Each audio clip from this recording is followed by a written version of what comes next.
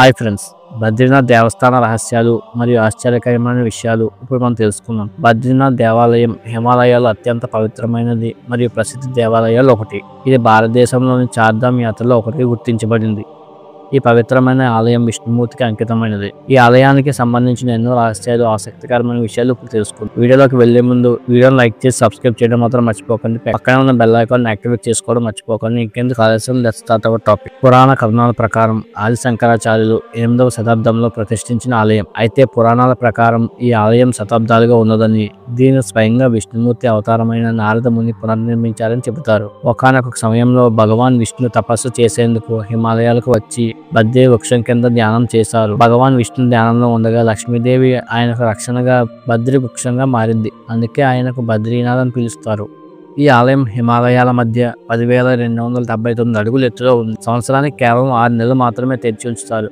మిగతా 6 నెలలు హిమపాతం కారణంగా మూసివేస్తారు. ఆలయంలోని ప్రధాన విగ్రహం శాలిగ్రామ శిలతో తయారైనది.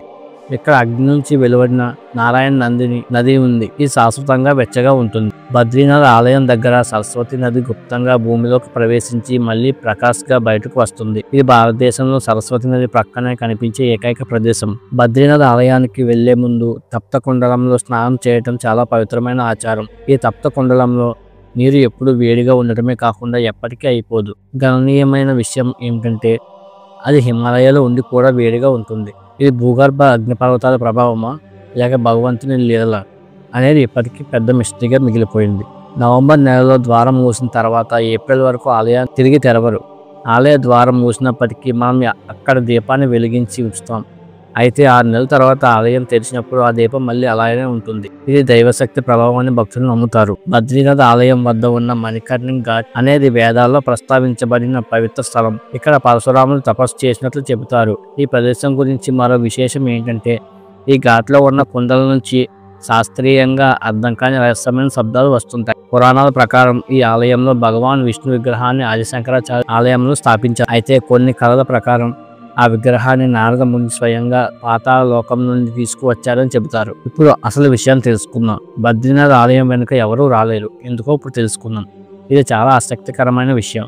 బద్రీనాథ్ ఆలయానికి వెనుక వైపు వెళ్లే మార్గం లేదు.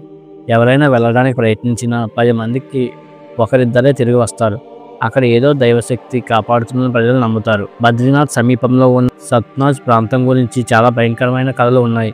ఇక్కడ అనేక సంవత్సరాలుగా మంత్రశాస్త్ర తంత్ర విద్యలు జరిగాయని, అక్కడికి వెళ్లిన వారు కొందరు తిరిగి రాదని చెబుతారు. కొన్ని పురాణాల కథల ప్రకారం ఆలయం లోపల అసలు దేవత రూపం భయంకరంగా ఉంటుంది. అందుకే భక్తులు కేవలం ముఖమండలం వరకు మాత్రమే వెళ్తారు. బద్రీనాథ్ ఆ దేవాలయం గురించి తెలుసుకుంటేనే ఎంతో పవిత్రత అనిపిస్తుంది కదా. ఈ ఆలయానికి వెళ్ళిన అనుభవం మీకు ఉందా? మీరు వీటిలో ఏది నమ్ముతారు, ఏది నమ్మరో, మీరు ఆలయాన్ని దర్శించుకుంటున్నారా లేదా అన్నది కామెంట్ సెక్షన్ లో కామెంట్ చేయండి. వీడియో కానీ ఇన్ఫర్మేటివ్ గా అనిపిస్తే లైక్ చేసి సబ్స్క్రైబ్ మాత్రం చేయడం మాత్రం మర్చిపోకండి. థ్యాంక్ యూ అండ్ జై.